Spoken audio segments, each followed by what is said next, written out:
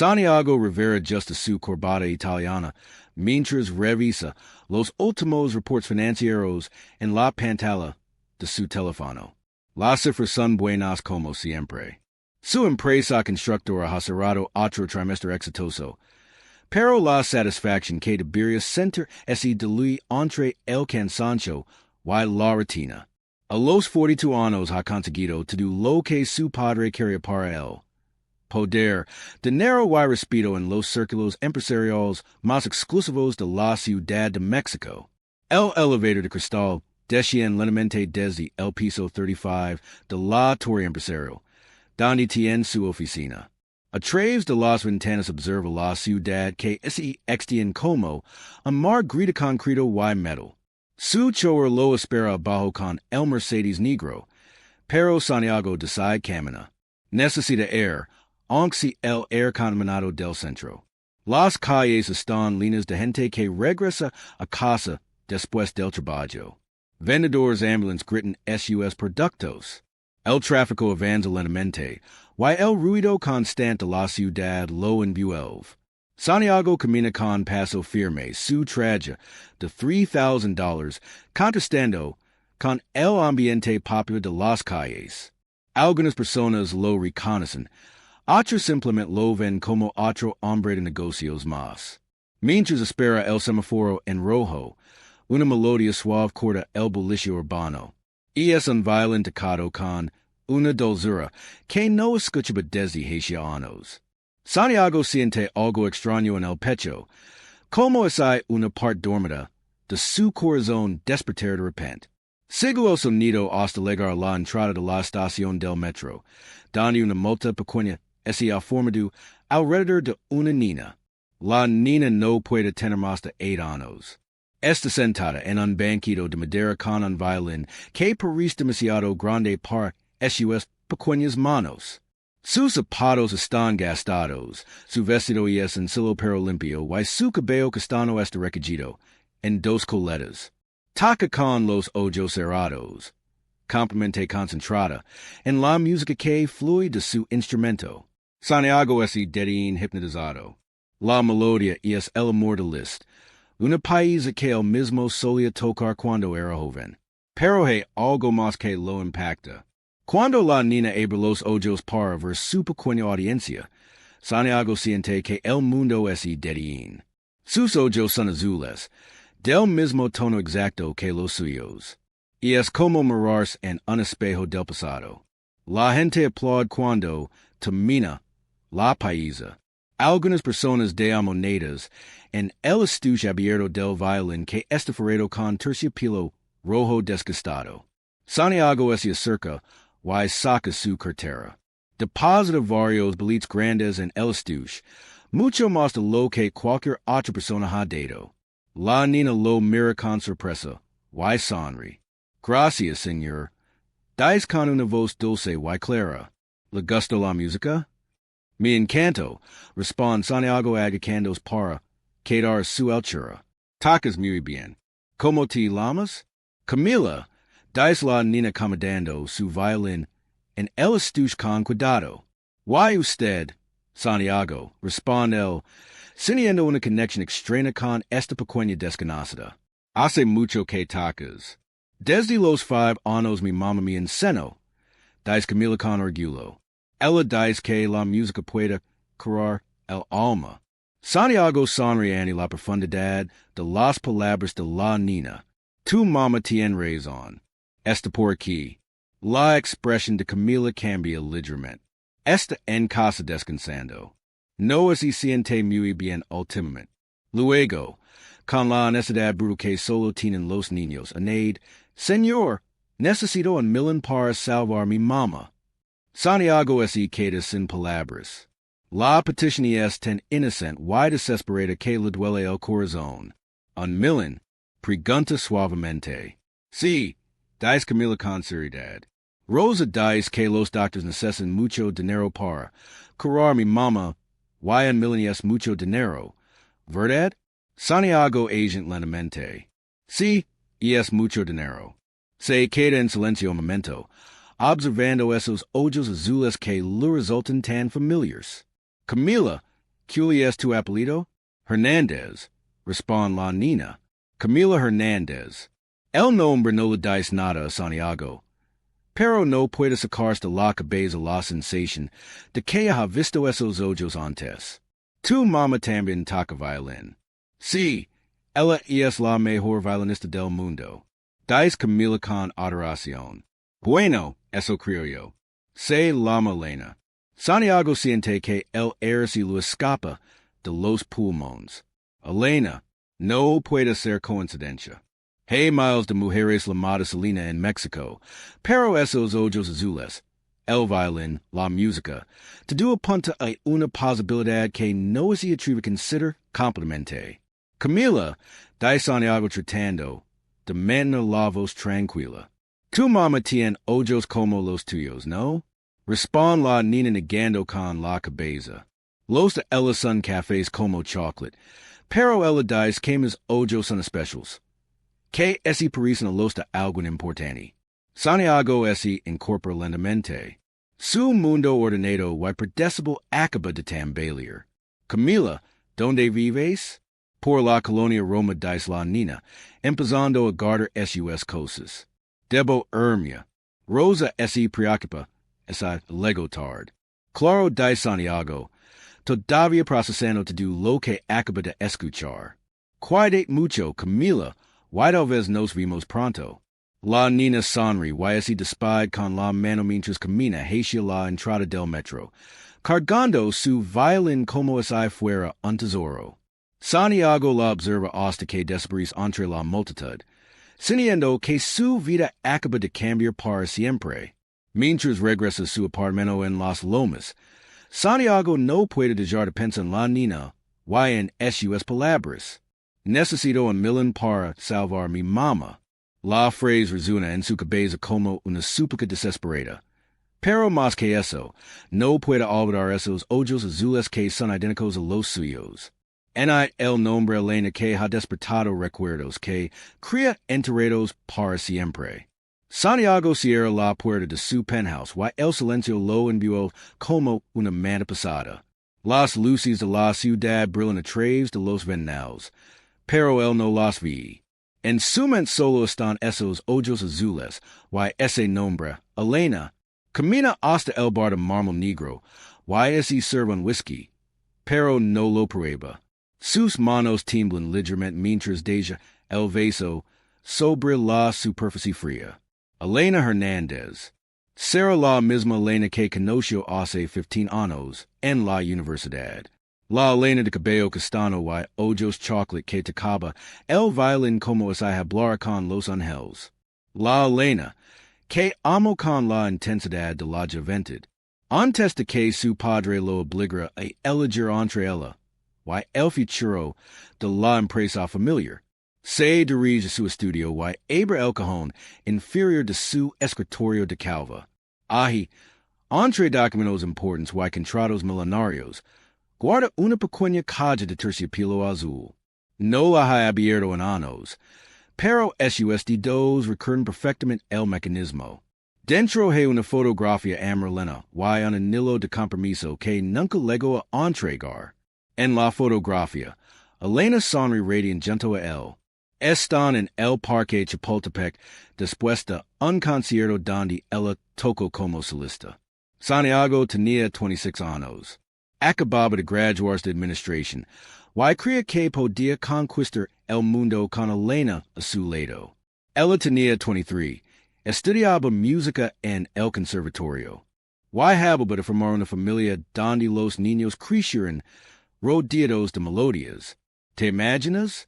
Lo decía Elena mientras caminaban entre los árboles. Una casita llena de música con niños que aprenden a tocar violín antes de caminar. Santiago reía y la besaba, permitiendo que eran en realidad todos sus sueños.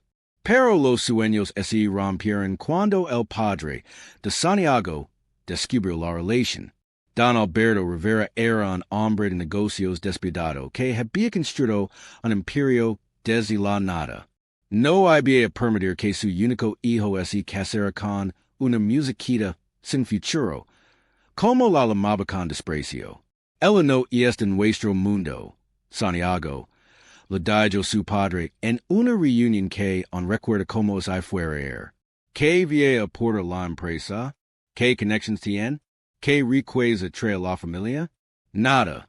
Solo melodías que no pegan las cuentas. Santiago defendió a Elena, pero su padre fue implacable. Si continúas con esa relación, te dejaré, te quitaré de do, la empresa, el dinero, las propiedades, te do. Empezar desde cero. Si me apoyo y ella es dar cuenta que el amor no es suficiente cuando tengan que vivir en un departamento de mala muerte. Las amenazas funcionaron. Santiago era joven, ambicioso y la prisión de su padre lo aplastó. Además, Don Alberto se aseguró de que Santiago estuviera tan ocupado con el trabajo que no tuviera tiempo para nada más. Viajes de negocios constantes, reuniones que duraban hasta altas horas, responsabilidades que crecen cada día. La última vez que habló con Elena fue por teléfono desde una oficina en Monterrey. Necesito tiempo para pensar, le digo, odiando por cada palabra que salía de su boca. Todo está muy complicado con la empresa. Santiago, ¿qué está pasando? Preguntó Elena, su voz cargada de confusión y dolor. Hace semanas que no nos vimos. Cada vez que llamo, tu secretaria dice que estás ocupado. Y no me amas. Claro que te amo. Respondió el sonido que es la parte el alma. Pero ahora no puedo. Necesito concentrarme en mi carrera. Tal vez en el futuro. En el futuro. Elena loro en silencio del otro lado de la línea. Santiago, estoy embarazada. El mundo se detuvo.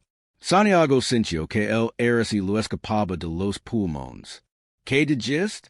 Que estoy embarazada. Repitió Elena ahora llorando abiertamente. Tengo 2 meses. Quería decírtelo en persona, pero nunca tienes tiempo para verme. Santiago cerró los ojos sintiendo que se desmoronaba. Un bebé.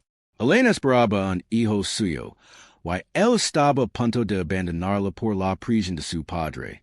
Elena, yo necesito procesarlo. Dame unos días. Unos días. Elena sollozó. Santiago, necesito que estés conmigo. Tengo miedo.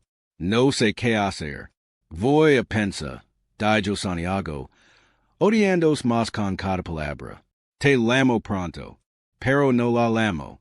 Su padre se enteró de la situación y se encargó de que Santiago fuera enviado a Nueva York inmediatamente para manejar la expansión internacional de la empresa.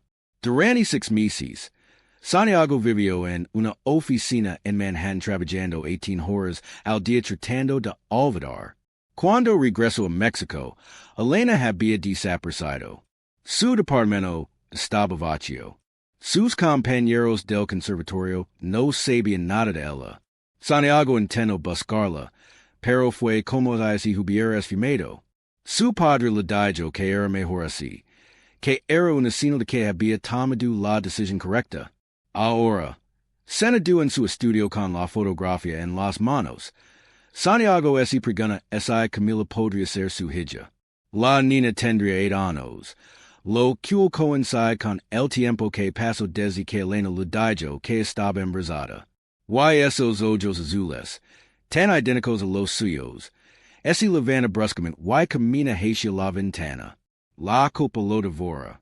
Si Elena siguió adelante con el embarazo, esa crió a su hija sola, esa ahora está enferma, y necesita dinero para curarse. Todo por su cobardía, por no haber tenido el valor de enfrentar su padre. Toma su teléfono y marca el número de su asistente personal. Carmen, necesito que me pongas en contacto con un investigador privado, el mejor que conozcas, y lo necesito para mañana temprano. Señor Rivera, son las 11 de la noche, dice Carmen sorprendida. No me importa la hora, responde Santiago con determinación. Necesito encontrar a alguien que debía haber buscado hace mucho tiempo. Cuando cuelga, Santiago sabe que su vida ordenada, y predecible esta a punto de cambiar para siempre, pero esta vez no vie here. Esta vez vie a luchar por lo que debió haber defendido hace 15 años. Santiago no ha dormido en toda la noche. A las 6 de la mañana ya está en su oficina esperando la llamada del investigador privado que Carmen lo consiguió. Rodrigo Mendoza tiene fama de ser discreto y efficient. Exactamente lo que Santiago necesita. Señor Rivera, dice Mendoza cuando liga, a las 8 en punto. Carmen me explicó que necesita localizer alguien. ¿Qué información tiene? Santiago le entregó una carpeta con lo que recuerda. El nombre completo de Elena, la dirección donde vivía 15 años atrás, el conservatorio donde estudió, las fechas aproximadas de cuando se conocieron y cuando disparició. También incluye la fotografía que guardaba en su escritorio. Necesito que la encuentre, dice Santiago, su voz cargada de urgencia, y necesito saber todo sobre su vida actual. Especialmente si tiene una hija de 8 años. Mendoza revisa los documentos profesionalmente. Puedo preguntar por qué es tan importante encontrarla ahora. Santiago duda un momento. Porque creo que cometí el error más grande de mi vida hace 15 años. Y tal vez todavía este tiempo de arreglarlo. Mientras el investigador hace su trabajo, Santiago no puede concentrarse en nada más. Los reportes financieros se acumulan en su escritorio. Las reuniones se vuelven un torbellino de voces sin sentido. Todo lo que puede pensar es en Elena y en la posibilidad de que Camila sea su hija. A las 5 de la tarde regresa a la estación del metro. Espera encontrar a Camila tocando violín, pero no está. Pregunta a algunos vendedores ambulantes si han visto a la niña, pero nadie sabe nada. Santiago se siente perdido como si hubiera perdido su única conexión con el pasado. Mientras tanto, en un pequeño departamento de la colonia Roma, Camila liga corriendo a casa con los ojos brillantes de emoción. Rosa, Rosa, grita entrando como una tormenta. Conoce a un señor que tiene los mismos ojos que yo. Rosa Morales, una mujer de 60 años con el cabello completamente blanco, ha cuidado a Camila desde que era bebé. Y es la mejor amiga de Elena y la única familia que la niña ha conocido además de su madre. ¿Qué señor? Pregunta Rosa de lavar los platos. Un señor muy elegante, explica Camila sentándose en la mesa de la cocina. Tenía un traje muy bonito y me dio mucho dinero, pero lo más raro es que tiene los ojos exactamente como los míos. ¿No es increíble, Rosa? Siente un escalofrío. Te digo como es la maba. Santiago responde Camila sacando el dinero de su bolsillo. Y cuando le dije que necesitaba un millón para salvar mamá, no es real como los otros. Me miró como si realmente quisiera ayudar. El plato que Rosa tenía en las manos le escapa y rompe en el suelo. Santiago susurra. Sí, lo conoces. Pregunta Camila, confundida por la reacción de Rosa. Vi a ver a tu mamá, dice Rosa tratando de mantener la calma. Está descansando en su cuarto. Camila corre hacia el cuarto de Elena, que está acostada en la cama, pálida, pero sonriente. Mamá, tienes que ver el dinero que conseguí hoy. Elena abraza su hija y escucha la historia del hombre de ojos azules. Cuando Camila menciona el nombre Santiago, Elena siente que el mundo se tambalea. ¿Está segura de que es la amaba Santiago? Pregunta tratando de mantener la voz tranquila. Sí, mamá, y era muy amable. Me pregunto por ti y quiero saber si también tocabas violín. Camila se acerca junto a su madre. ¿Crees que puede conseguir el millón para curar? Elena aprieta a su hija contra su pecho, luchando contra las lágrimas. Mi amor, no te preocupes por el dinero. Los doctores van a encontrar la forma de curarme. Pero por dentro, Elena está hecha pedazos. Después de tantos años, Santiago ha apreciado why. por alguna razón cruel del destino ha conocido a Camila sin saber que es su hija. Al día siguiente, Mendoza llama a Santiago con noticias. La encontré. Dice directamente Elena Hernández, 38 años, vive en la colonia Roma. Está enferma. Cáncer de mama en etapa avanzada. Está recibiendo tratamiento en el Hospital General. Santiago siente que es le detiene el corazón. While la niña Camila Hernández, 8 años, nacida el 15 de marzo, no hay padre registrado. En el acta de nacimiento, Mendoza hace una pausa. Señor Rivera, es a mí permite la observación, las fechas coinciden perfectamente con lo que me conocer. Santiago es siena pasadamente en su silla. ¿Qué más? Averigo.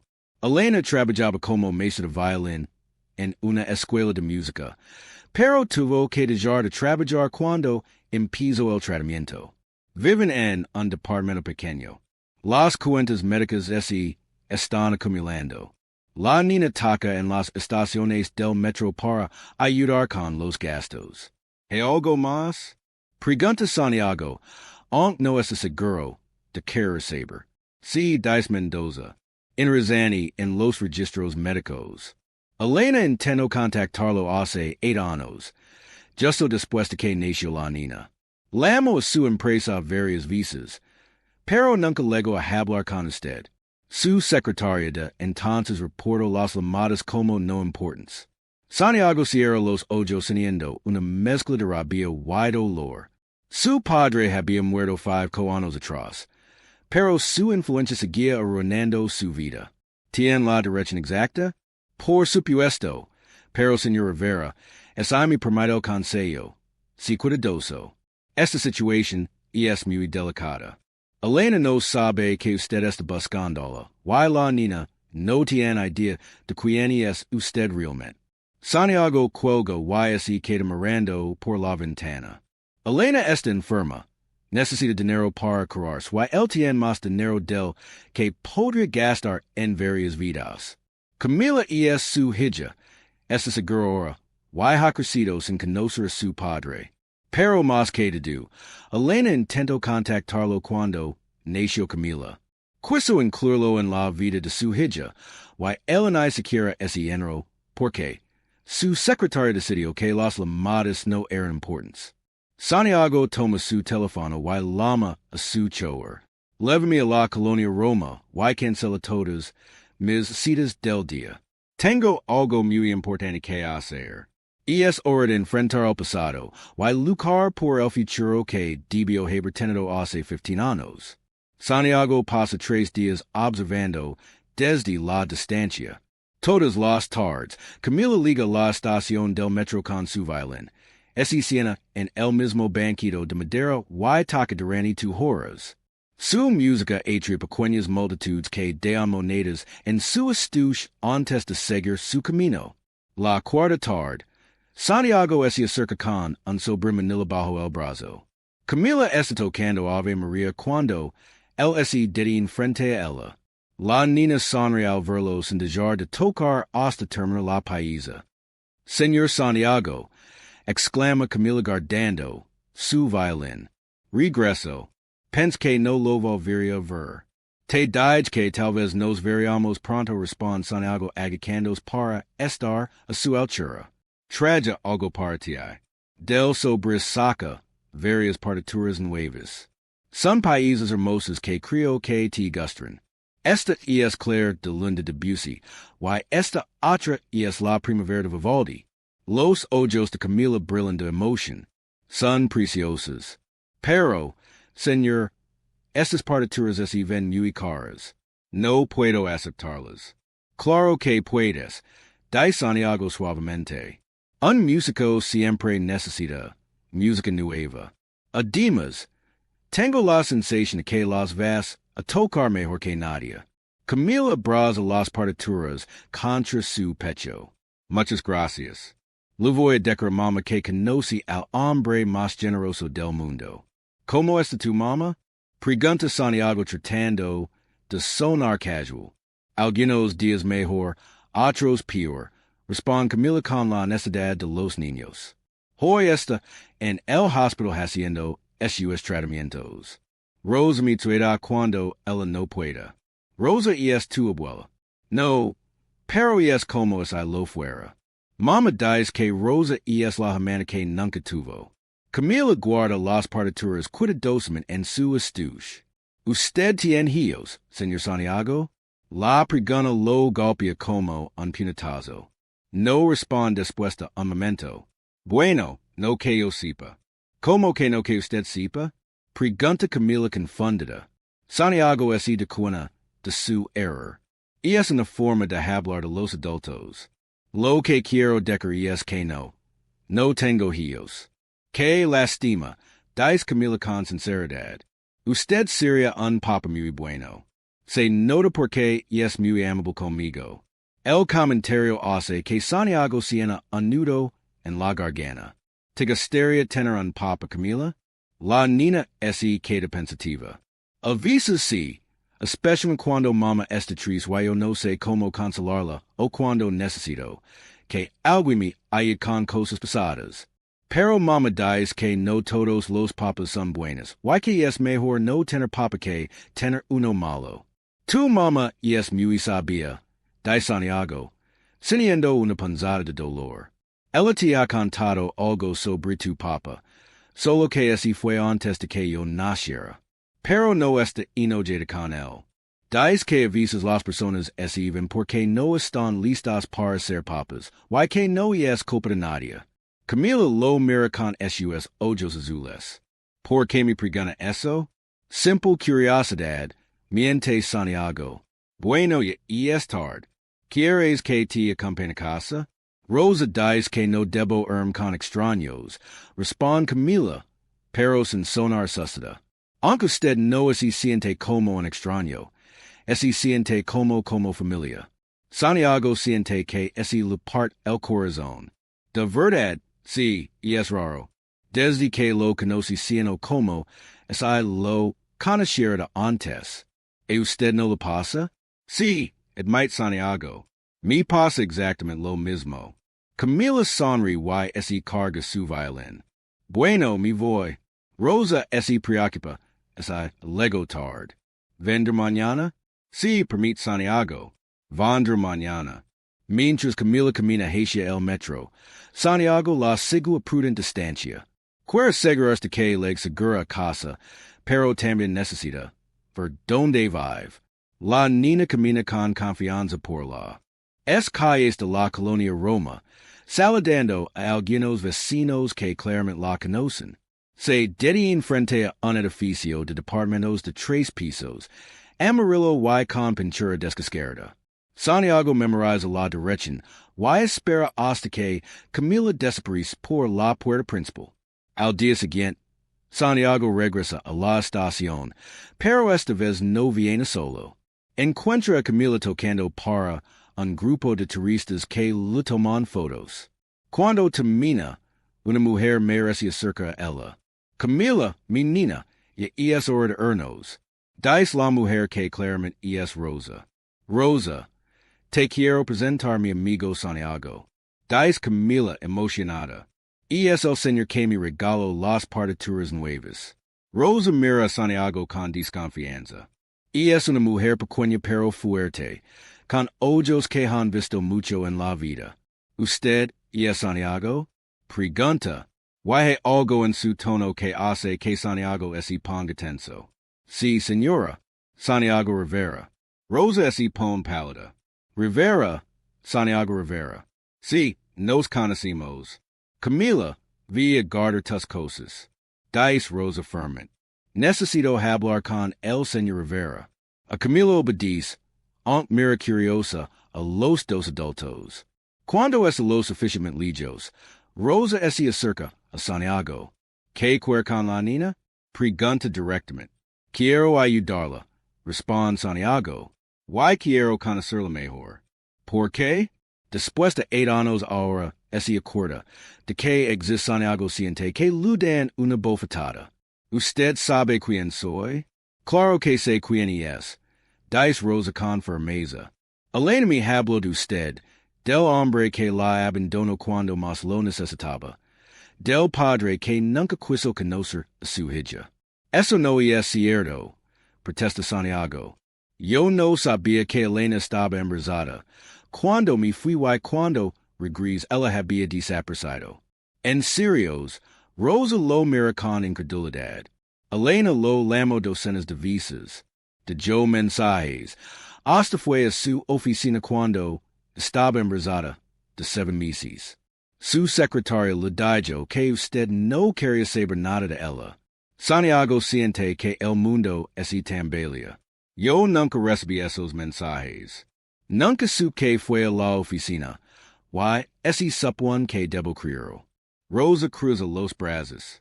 Señor Rivera, esa niña ha crecido sin padre porque usted decidió que su carrera era más importante que su familia. Elena casi así murió de tristeza los primeros años, pero salió adelante. Ahora está enferma luchando contra el cáncer. Why de repente usted aparece? ¿Qué quiere realmente? Santiago la mira a los ojos. Quiero ser el padre que debía haber sido desde el principio.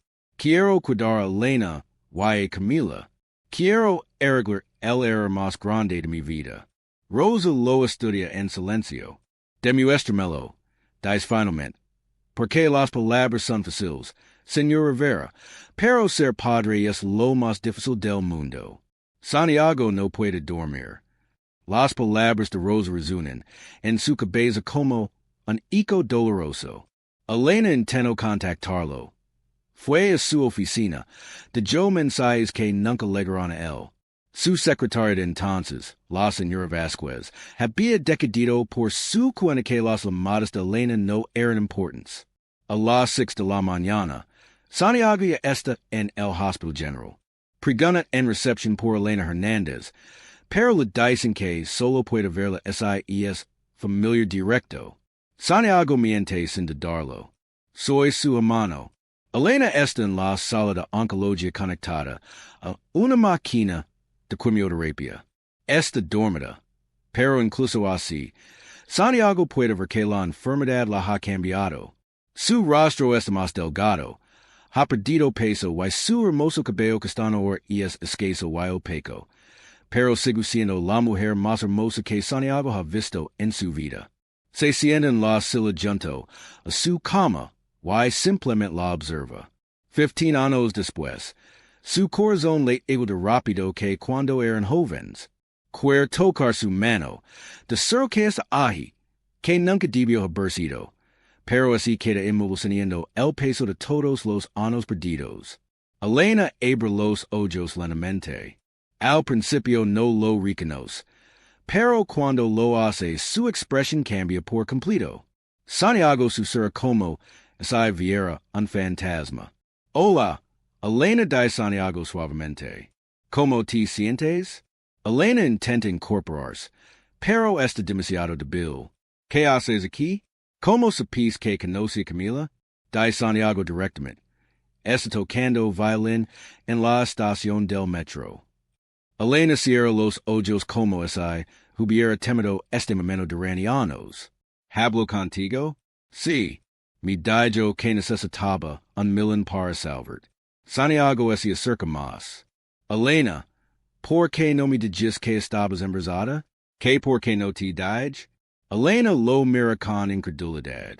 Santiago, te lame cientos de veces. Fui a tu oficina, dejé mensajes. Tu secretaria me dijo que no quería saber nada de mí. Yo nunca recibí esos mensajes de Santiago sintiendo que ese le parto alma. Elena, tienes que creerme. Si hubiera sabido, ¿qué habrías hecho? Pregunta a Elena, why hay dolor en su voz. ¿Habrías dejado tu empresa? ¿Habrías desafiado a tu padre o habrías encontrado otra excusa para alejar? Santiago no puede responder porque no está seguro de cuál habría sido su reacción hace 15 años. Elena era joven, estaba asustado. Mi padre me presionaba constantemente. Tu padre ya no está aquí, dice Elena firmemente. Ha estado muerto 5 años. ¿Dónde has estado todo este tiempo? Construyendo un imperio vacío. Admite Santiago, siendo exitoso en todo, excepto en lo que realmente importa. Elena lo mira en silencio. ¿Por qué aprecias ahora a Santiago? ¿Por qué precisamente ahora que estoy enferma? Porque el destino me puso a Camila en el camino. Porque cuando las six, supe inmediatamente que era mi hija, porque me di cuenta de que he desperdiciado 15 años de mi vida. Camila no sabe quién eres, dice Elena. Para ella eres solo un hombre amable que le regala partituras y dinero. Lo sé y no voy a decir nada hasta que tú me de permiso. Santiago se acerca más. Elena, déjame ayudar. Tengo dinero. Puedo pagar el mejor tratamiento. Los mejores doctors. No quiero tu dinero, dice Elena con firmeza. No quiero tu lastima. No es lastima, protesta Santiago. Es amor. Nunca deje de amarte, Elena, en un solo día en todos estos años. Elena empieza a llorar. ¿Sabes lo que fue criar Camila sola? ¿Sabes lo que fue explicar por qué no tenía papa? ¿Sabes lo que fue trabajar doble turno para mantenerla mientras tú construyes tu imperio? No, admite Santiago, pero quiero saberlo. Quiero que me cuentes tú. Quiero conocer mi hija. Tu hija, repite Elena, ahora que es convenient para ti es tu hija. Elena, por favor. No, Santiago has legado 15 años tard. Camila tiene 8 años. Y forme mis nuestra vida. No puedes aparecer de repente y esperar que todo esté bien. En ese momento la puerta se abre y entra una enfermera. Señora Hernández, necesito revisar sus signos vitales. El señor es familiar. Sí, dice Elena mirando a Santiago. Ese es el papa de mi hija. La enfermera agent y revisa los aparatos. Los números no se ven bien. Voy a llamar al doctor. Cuando la enfermera se ve, Elena se ve más pálida. Santiago, necesito que me hagas una promesa, lo que quieras. Si algo me pasa, cuid, Camila, pero no como un extraño rico que se siente culpable. Cuidala como el padre que debiste haber sido desde el principio. Santiago toma su mano. No te envié a pesar nada. Vamos a luchar contra esto juntos. Elena sonríe débilmente. Siempre fuiste optimista. Esa era una de las cosas que más me gustaban de ti. Era, pregona Santiago. Y no te gusta nada de mí. No lo sé, responde Elena honestamente. Y no sé quién eres. El Santiago que conocí hace 15 años habría luchado por nosotros. El Santiago que está aquí ahora, no sé si es el mismo. Dame una oportunidad de demostrar que soy mejor de lo que era. Súplica Santiago. Dame una oportunidad de ser el hombre que debía haber sido. Elena lo mira largamente. No es mi quien tienes que demostrárselo, es a Camila. Ella es quien importa ahora. En ese momento, el doctor entra con expresión seria. Señora Hernández, necesitamos hablar sobre su tratamiento. Los últimos análisis no son buenos. Santiago se levanta. Doctor, soy Santiago Rivera. Estoy dispuesto a pagar cualquier tratamiento que Elena necesite, sin importar el costo. El doctor lo mira sorprendido. Señor Rivera, el dinero no es el problema. El problema es que el cáncer se ha extendido más de lo que esperábamos. Necesitamos empezar un tratamiento más agresivo inmediatamente. Elena cierra los ojos. ¿Cuánto tiempo tengo? Con el tratamiento adecuado podríamos extender su vida significativamente, pero necesitamos actuar ahora. Santiago mira a Elena. Lo hermos. Hermos to do lo que sea necesario. Nosotros no, dice Elena suavemente. Yo haré lo que sea necesario. Tú puedes cuidar si quieres, pero esto es mi decisión. Santiago agent. Entonces me cuido, why no me voy a ir ningún lado esta vez. Por primera vez en 15 años, Elena luz sonríe como antes. Espero que esta vez sea verdad. Santiago, porque Camila no merece ser abandonada otra vez. Han pasado 2 semanas desde que Santiago comenzó a pasar tiempo en el hospital. Elena ha empezado el tratamiento más agresivo. Y aunque está débil, los doctores dicen que está respondiendo bien. Santiago no se ha separado de su lado, cancelando reuniones y delegando responsabilidades que antes consideraba indispensables. Camila sigue tocando en la estación del metro, pero ahora Santiago la acompaña fisherman. Rosa finalmente aceptó que él la cuidar durante las tardes, aunque todavía lo observa con desconfianza. La niña ha empezado a llamarlo tío Santiago, y lo cuenta todo sobre su día. Sus sueños y sus preocupaciones por su mamá. Tío Santiago, dice Camila una tarde mientras practican juntos una paisa nueva. ¿Crees que mamá es iba a curar? Santiago deja de tocar el piano que rentó para el pequeño departamento. Los doctores dicen que está respondiendo bien al tratamiento. Tenemos que tener esperanza. Pero ¿qué pasa si no se cura? Pregunta Camila con los ojos llenos de lágrimas. ¿Qué viene a pasar conmigo? Santiago se acerca y la abraza. Camila, pase lo que pase, nunca vas a estar sola. Te lo permito. Pero, ¿quién me va a cuidar? Rosie está muy grande, y no tengo más familia. Santiago siente que ha llegado el momento. Camila, ¿te gustaría que fuéramos a visitar a tu mamá? Hey, algo importante que necesitamos decir. En el hospital, Elena está sentada en una silla junto a la ventana, viendo el atardecer. Se ve más fuerte que hace 2 semanas, y tiene un poco más de color en las mejillas. Cuando vi entrar Santiago con Camila, sonrí. Mamá, grita Camila corriendo a abrazarla. Tío Santiago me enseñó a tocar la primavera completa. En serios, ya sabes toda la paisa. Elena mira a Santiago con agradecimiento. Eso es increíble, mi amor. ¿Quieres que te la toque? Pregunta Camila sacando su violín miniatura. Después, mi cielo, primero tu tío Santiago y yo necesitamos hablar contigo sobre algo muy importante. Camila se sienta en la cama junto a su mamá, pero Santiago se queda de pie nervioso. Elena lo hace una señal para que se acerque. Camila, comienza Elena tomando las manos de su hija. ¿Recuerdas que siempre te dije que tu papá se fue antes de que nacieras? Sí, mamá. Dijiste que no estaba listo para ser papá. Eso es verdad, dice Elena mirando a Santiago. Pero lo que nunca te dije es que él no sabía que ibas a nacer. Cuando se fue, yo todavía no le había contado que estaba embarazada. Camila frunce el seno. ¿Por qué no lo dijiste? Trate de decírselo, explica Elena. Lo le muchas veces, pero él estaba muy ocupado con su trabajo. Cuando finalmente pude hablar con él, ya era demasiado tarde. Él se había ido muy lejos. Pero, ¿por qué me cuentas esto ahora? Pregunta Camila confundida. Santiago se acerca, y se sienta del otro lado de la cama. ¿Por qué, Camila? Yo soy tu papá. El silencio llena la habitación. Camila mira a Santiago, luego a Elena, luego otra vez a Santiago.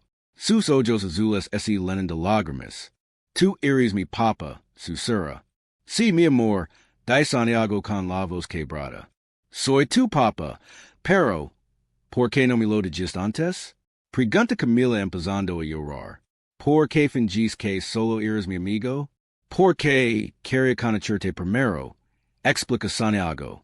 Quería que supieras que clase persona soy antes de decir la verdad.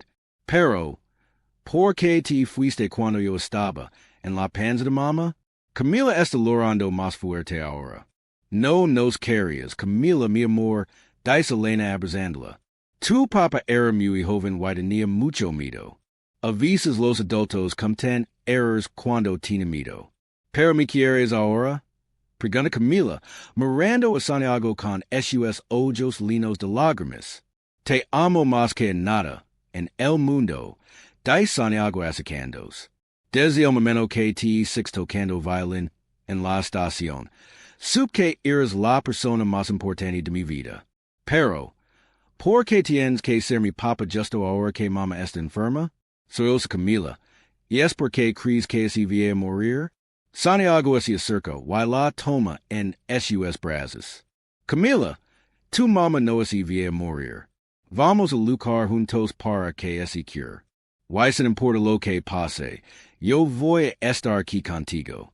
Nunca más me voy a hallar, ¿me lo permites? Pregunta Camila aferrándose a él. Te lo permito, dice Santiago besando su frente.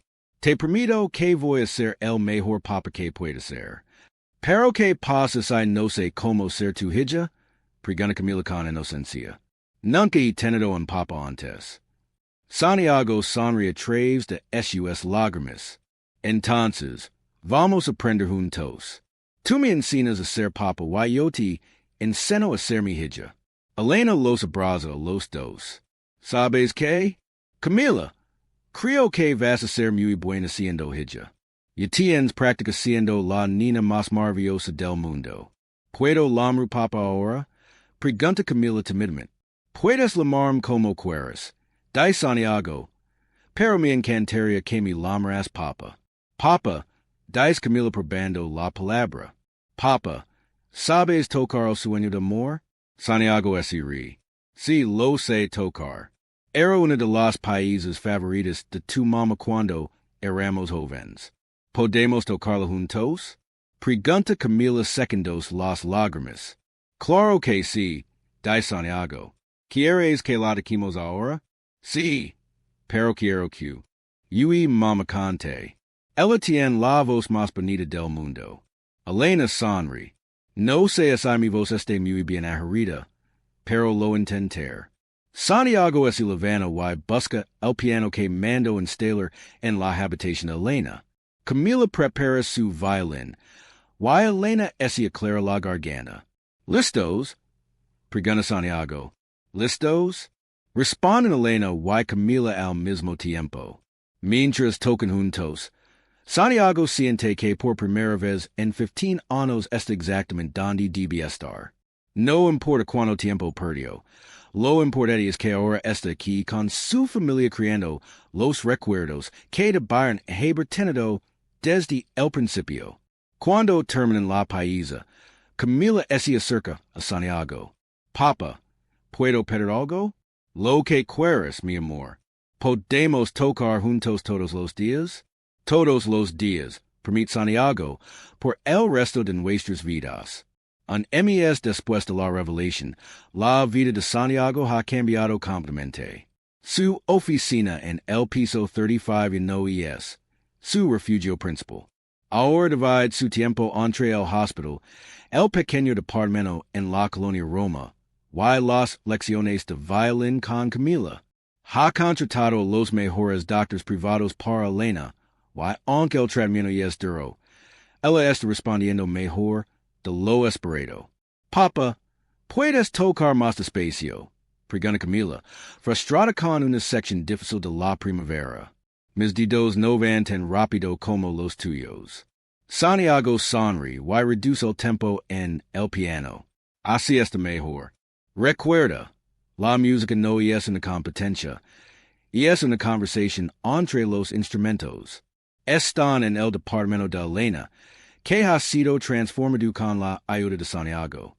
Ahora hay un piano digital en la sala, un atril profesional para las partituras, y una grabadora para que Camila pueda escuchar sus progresos. Rose observa desde la cocina preparando la cena, y no mira a Santiago con desconfianza, sino con algo parecido al cariño. Así está mejor, papa. Pregunta Camila, tocando la sección problemática más lentamente. Mucho mejor. Ahora agrega un poco más de vibrato en las notas largas. ¿Cómo te enseñó tu mamá? Camila agent y repite el paseo. Ha mejorado enormemente en el último mes, no solo por la práctica constante, sino porque ahora toca con más confianza. Tener a su padre a su lado le ha dado una seguridad que no tenía antes. ¿Sabes qué, Camila? Dice Santiago dejando de tocar. Creo que estás lista para el recital. En serio, los ojos de Camila se iluminan. ¿Crees que puedo hacerlo? Estoy seguro. Pero primero vamos a preguntar a tu mamá qué opina. Van al hospital donde Elena está sentada, en una silla llena la ventana, leyendo un libro de poesía. Se vi mucho mejor que hace un mes. Ha recuperado algo de peso y aunque no tiene mucho cabello. Yo sé una panelita colorada que luda un aspecto alegre. Mama, dice Camila corriendo a abrazarla. Papa dice que estoy lista para el recital. En serios. Elena mira a Santiago con sorpresa. ¿Crees que puede hacerlo? Toca mejor que muchos estudiantes de conservatorio. Dice Santiago honestamente. Guardian algo que no así puede enseñar. Pasión verdadera por la música. No, pero no voy a ser muy difícil para ella. Pregunta Elena preocupada. ¿Y es solo una niña, mamá? No soy solo una niña, protesta Camila. Soy una niña que toca violín muy bien. Elena ri. Tienes razón, mi amor. Perdón por subestimar. Además, agrega Santiago, el recital es para recaudar fondos para el hospital. Camila quiere ayudar a otros niños que están enfermos como estabas tú. ¿Y es verdad, Camila? Pregunta Elena conmovida. Sí, mamá. Quiero que otros niños tengan papas como el mío. Que los ayuden cuando están enfermos. Elena mira a Santiago con lágrimas en los ojos. ¿Escuchas eso? Lo escuch. Dice Santiago también emocionado. Why me siento muy orgulloso de nuestra hija.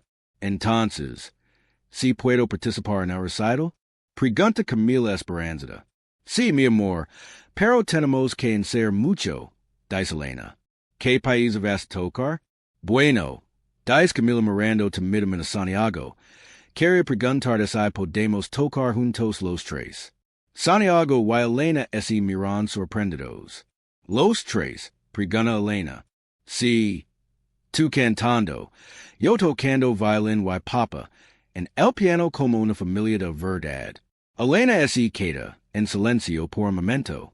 Camila, yo no sé si mi voz esté lo suficientemente fuerte para un recital, pero has estado cantando en el hospital, dice Camila. Why suenas hermosa?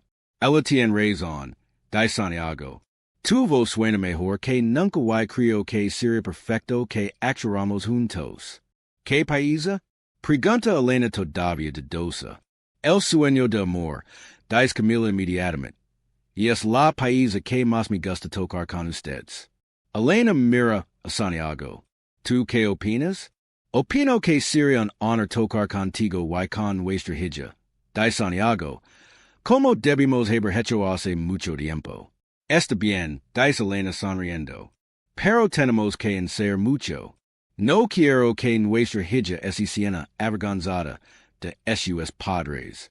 Nunca me sentiría avergonzada de ustedes. Protesta Camila. Son los mejores padres del mundo. Durante las siguientes 2 semanas en todos los días. Santiago ha transformado la habitación de Elena en el hospital en un pequeño estudio de música.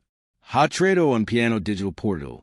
Y ha conseguido permiso para que Camila pueda quedarse hasta tarde para practicar. Camila, recuerda que en el campus 32 tienes que hacer un reentendo, dice Elena desde su cama. La música tiene que respirar. ¿Así? Pregunta Camila tocando la sección más lentamente. Perfecto, dice Santiago. Yo voy a seguir tu tiempo. Así que no te preocupes si necesitas ir más despacio. ¿Pero qué pasa si me equivoco en el recital? Pregunta Camila nerviosa. Entonces, seguimos tocando, dice Elena. Los errores son parte de la música. Lo importante es dejar de tocar. ¿Y la gente no me aplaude? Pregunta Camila. Imposible, dice Santiago. Vas a ser la estrella del recital. Pero, ¿qué pasa si me dan ganas de llorar cuando vea a toda la gente? Elena se levanta de la cama y abraza a su hija. Entonces lloras, mi amor. Las lágrimas también son parte de la música. ¿Tú vas a llorar, mamá? Pregunta Camila. Probablemente, admite Elena, pero van a ser lágrimas de felicidad. Why, tú, papa? Pregunta Camila mirando a Santiago. Definitivamente.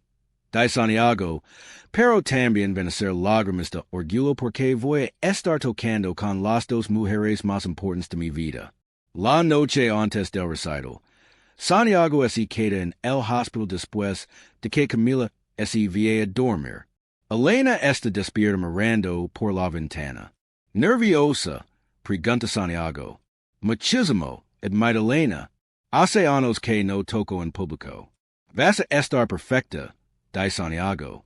Siempre fuiste la mejor músico que conocí. ¿Crees que estamos haciendo lo correcto? Pregunta Elena exponiendo a Camila así. Creo que él quiere hacerlo, dice Santiago. Why creo que vaya a ser hermoso? Elena se queda en silencio por un momento. Santiago, pase lo que pase mañana. Quiero que sepas que te perdono por todo. Santiago siente que es la forma un nudo en la garganta. Elena, yo no digas nada. Lo entero. MP Elena. Solo sé el padre que Camila necesita. Eso es todo lo que importa. Ahora lo ser, permite Santiago. Por el resto de mi vida, el auditorio del Hospital General Estelino. Santiago nunca imaginó que un recital benéfico pudiera echar tanta gente, pero las noticias sobre la niña prodigio que toca violín para ayudar a su madre enferma se han extendido por toda la ciudad.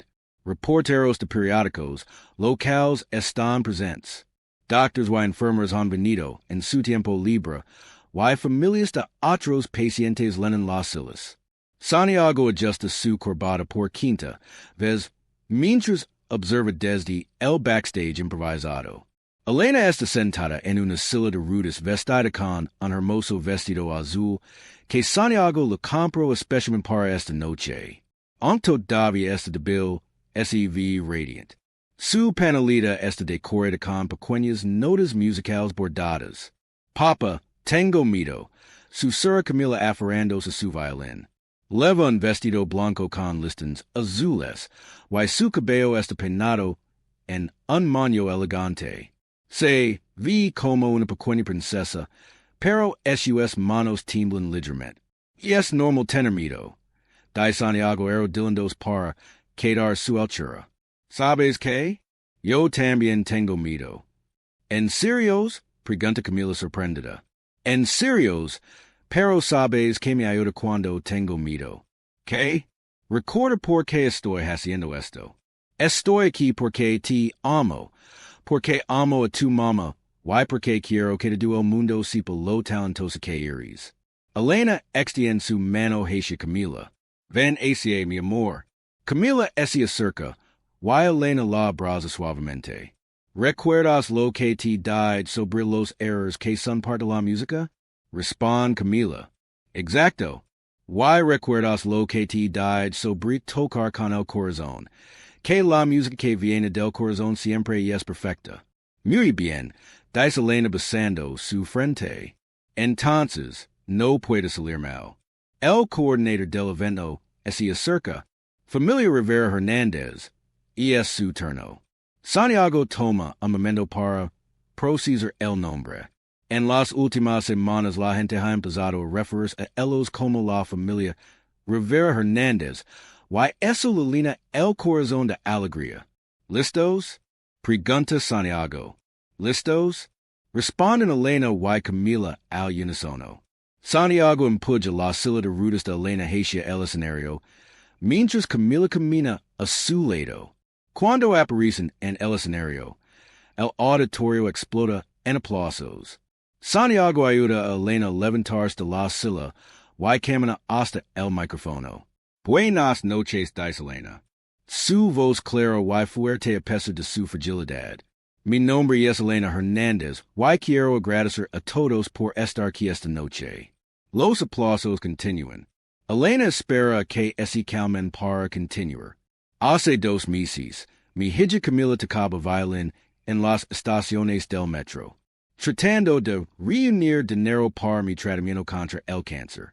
Una noche le dije a un extraño que necesitaba $1,000,000 de pesos para salvarme. Hey, murmullos en el auditorio. Santiago vi que algunas personas se emocionan. Lo que mi hija no sabía. Continúa Elena. y es que ese extraño era su papa, que había estado perdido durante 8 años. Y lo que él no sabía era que tenía una hija increíble que lo había estado esperando toda su vida. Los murmullos se convierten en suspiros audibles. Santiago vi que varias personas se secan las lágrimas. Esta noche queremos tocar para ustedes como familia porque creemos que la música puede curar no solo el cuerpo, sino también el alma. Y queremos que los fondos que recordemos hayan otras familias que están pasando por momentos difíciles. Elena hace una pausa, y mira a Santiago y Camila. Pero antes de empezar, mi hija quiere decir algo. Camila se acerca al micrófono. Santiago tiene que bajarlo para que le su altura. Hola, dice Camila, su voz pequeña pero valiente. Mi nombre es Camila y este es mi papa. Santiago. Santiago se acerca, y pone su mano en el hombro de su hija. Mi papa me enseñó que a veces las personas se pierden, pero eso no significa que no puedan encontrarse otra vez. Mi mamá me enseñó que la música puede curar cualquier dolor, y los dos me enseñaron que las familias no siempre empiezan al mismo tiempo, pero cuando se encuentran pueden crear algo hermoso. El auditorio está completamente en silencio. Santiago siente que se le forma un nudo en la garganta. Hoy quiero pediros $1,000,000 continua Camila, pero no para salvar mi mamá.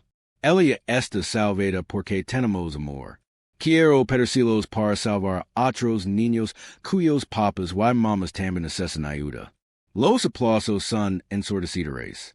Santiago vi que incluso los reporteros están emocionados.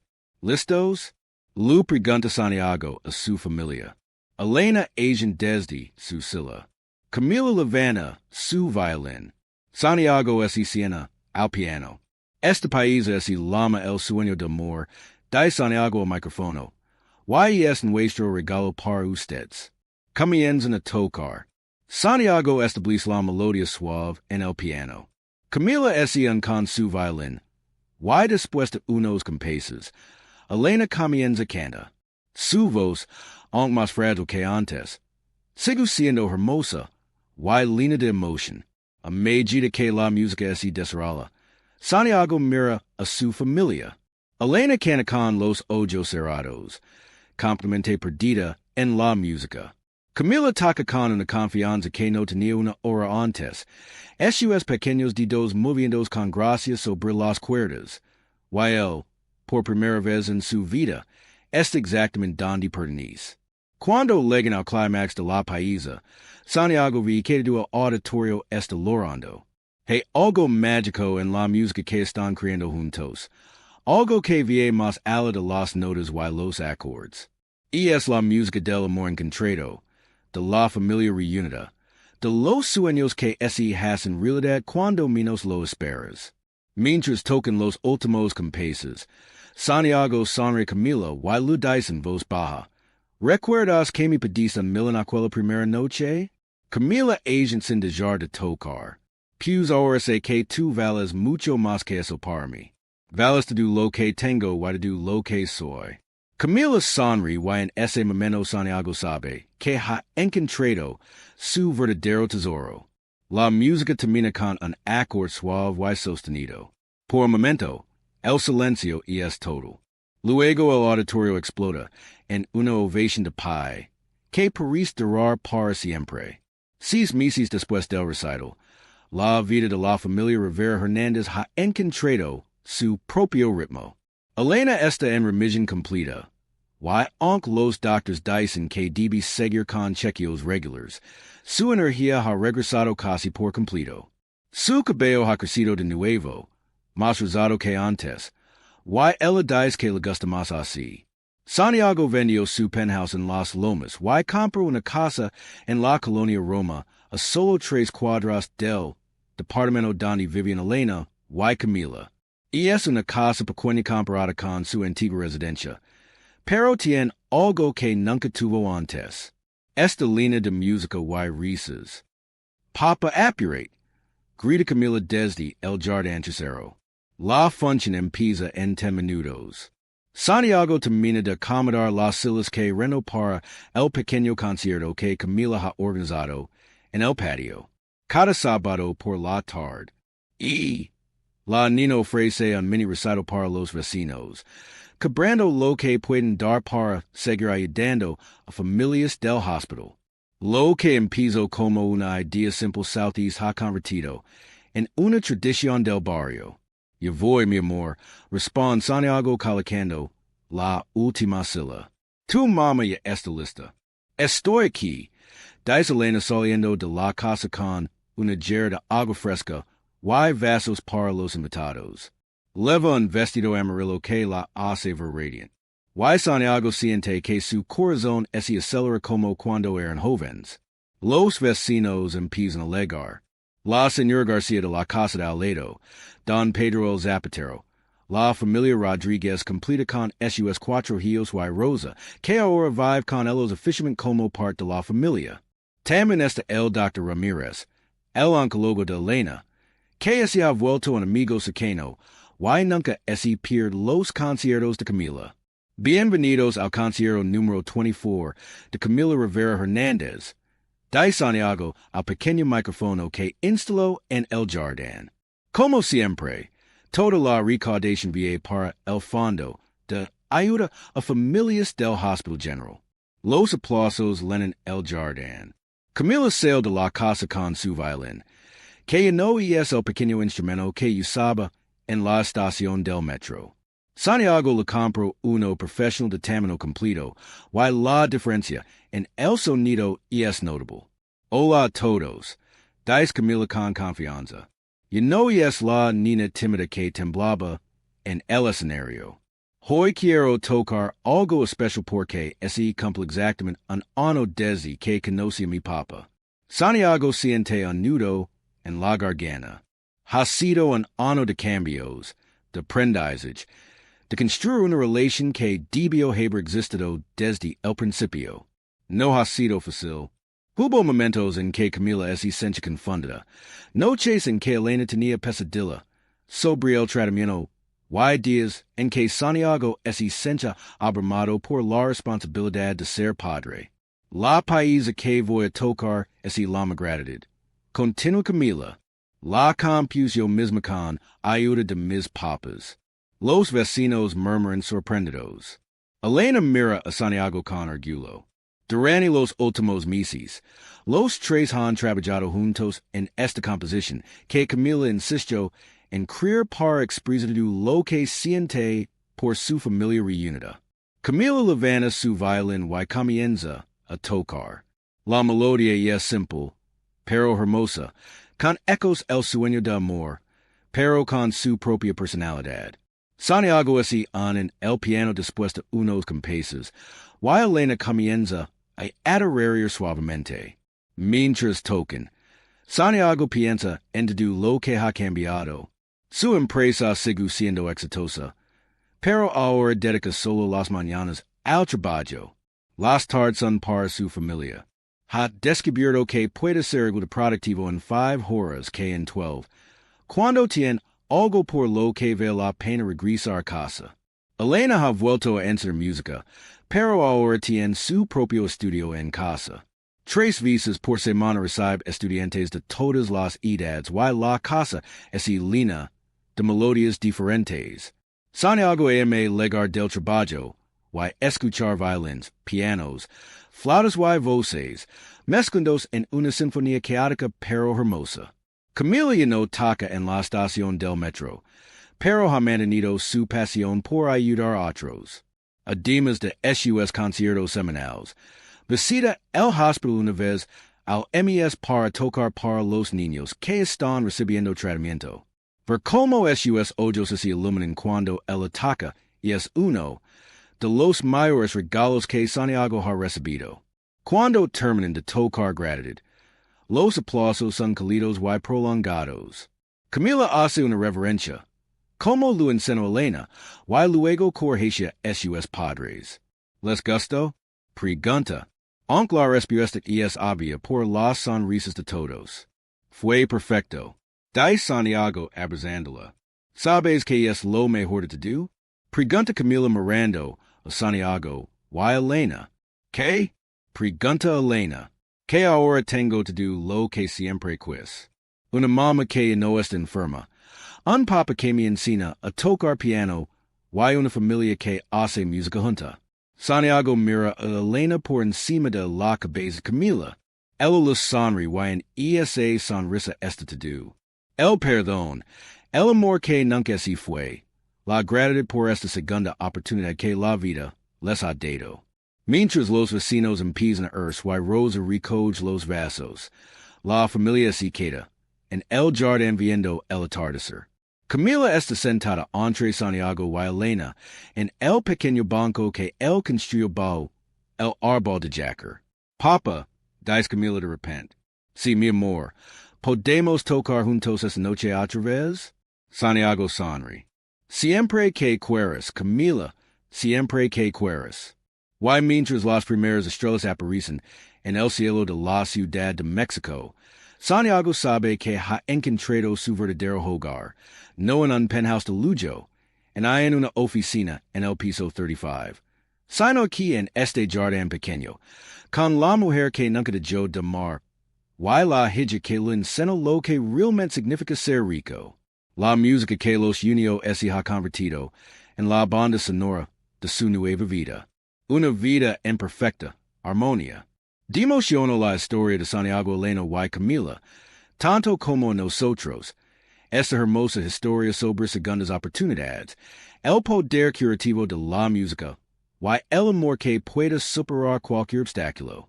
Nos recuerda que nunca es demasiado tarde para encontrar a nuestra familia.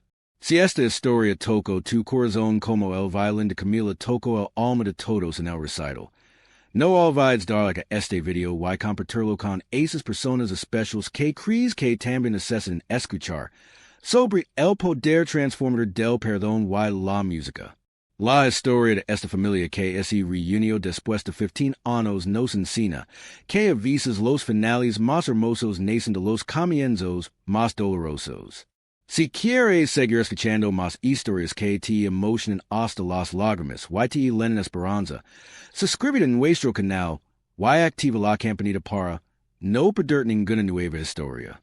Y cuéntanos en los comentarios desde qué país nos estás viendo. Nos encanta saber que estas historias llegan a corazones de todo el mundo, creando una gran familia global unida por las emociones y la música del alma.